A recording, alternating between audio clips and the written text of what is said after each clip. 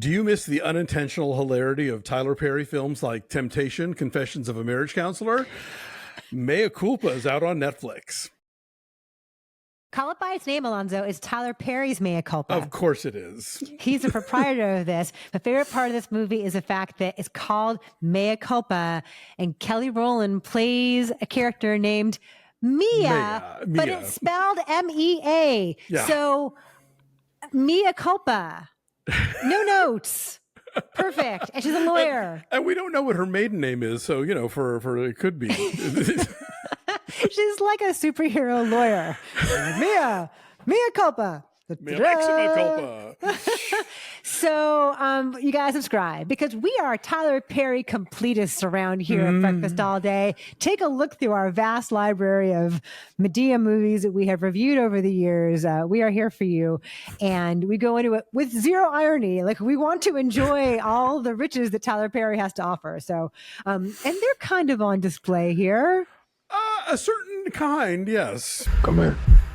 That does not seem appropriate. Your eyes know it's appropriate. Close your eyes. Kelly Rowland stars as the titular Mea, and she is a criminal defense attorney with big ambitions in Chicago. This is growth for Tyler Perry. It does not take place in Atlanta. It takes place in a different city. He's shot not in Atlanta before. Okay. Like I want to say Acrimony was New Orleans or something. Like he gets around. Okay, so this is in Chicago. She is asked to take on a case. This very famous bad boy artist played by Trevante Rhodes is accused of murdering his girlfriend, and she wants to take on the case because she thinks that it will like catapult her to greatness if she can get him off of this accusation.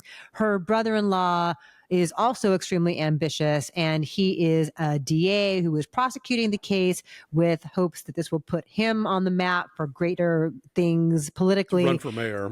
Yes. And so it's about how she takes on this case and has to spend a lot of time with him. His name is Zaire, but it's spelled Z-A-Y-I-R. Not like the country. Yeah. Right, Zaire. And so it's about how he tries to seduce her while she is trying to play it straight and just do her job.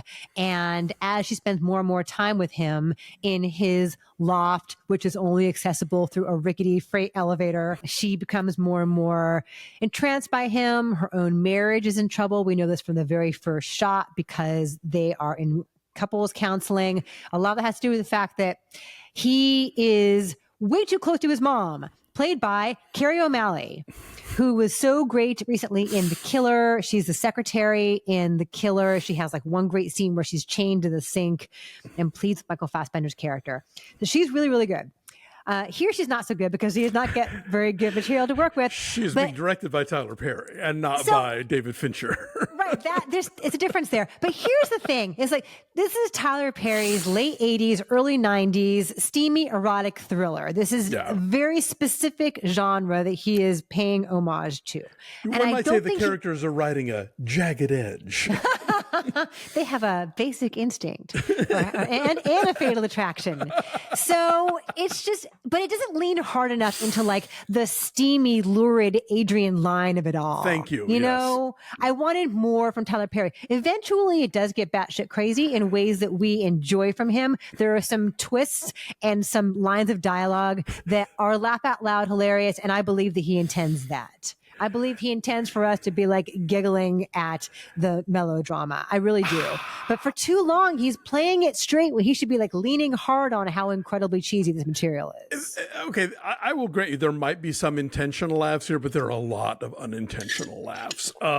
Between the pearl clutching in this movie about characters who smoke marijuana, it's like Medea always has a joint in her purse, come on, to the flat out hilarious love scene that transpires. I won't say between whom. Yeah.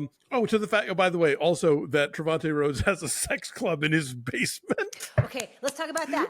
Is that something that he knew when he bought the loft, or did the sex club build itself beneath his loft because they knew he'd come down to it? Or did he install it when he took over the building? I don't know. There are so many questions. But again, it reminded me of like Temptation Confessions of a Marriage Counselor, because in a Tyler Perry movie, you are either like heteronormatively monogamous and, going to church every Sunday, or you are in like a den of vice, snorting cocaine off a stranger's buttocks. There's no in between. And so, yeah, so he just, his instincts about how to present vice or sin or character complexity in general, it's such a crazy cartoon. And Kerry O'Malley, bless her heart, is like saddled with playing like this monster. And again, it's like this whole thing of like, people in his movies are nice or they're the worst, and he's got lots of advice for married couples always. I howled through this whole thing. Like, it's awful, but I was never bored. I think he means for you to howl through the whole thing, though. I think this means it was successful. I think you're being a little generous. I think, yes, there are certain moments where he realizes, okay, I'm going to tilt this into overdrive. But there's other times where I'm like, oh, no, you mean this. Or you think this is a valid portrayal of like human behavior, or I like, here's the thing, whether or not Trevante Rhodes is guilty of his character is guilty of the thing that he's accused of in this movie, he is so obviously such a smoothie manipulator, like telling people what they want to hear and and so the fact that Kelly Rowland like even has to think about it with this dude, it makes her character dumber.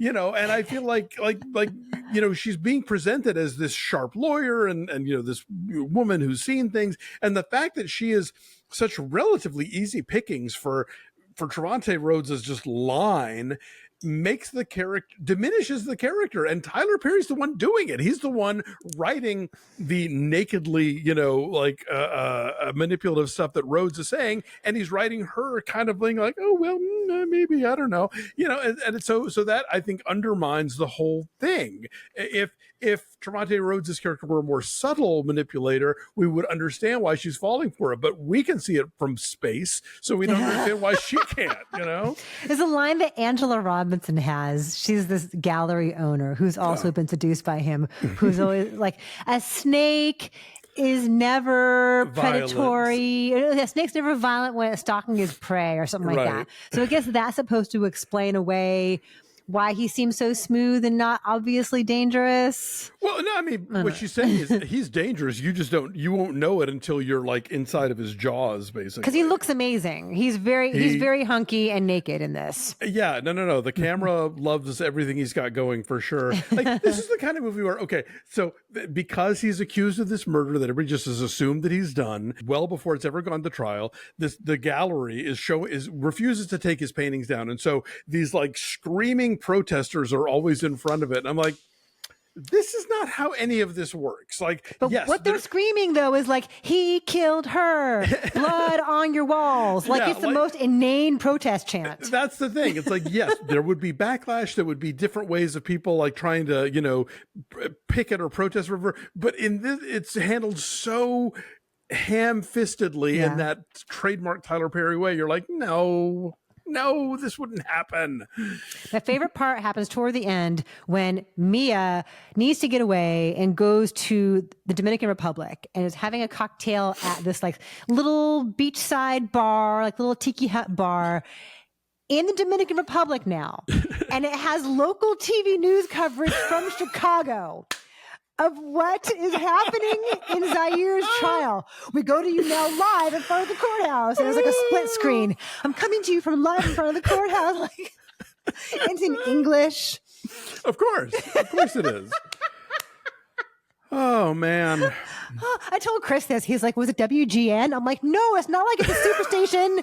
It's like Channel 10. It's local TV.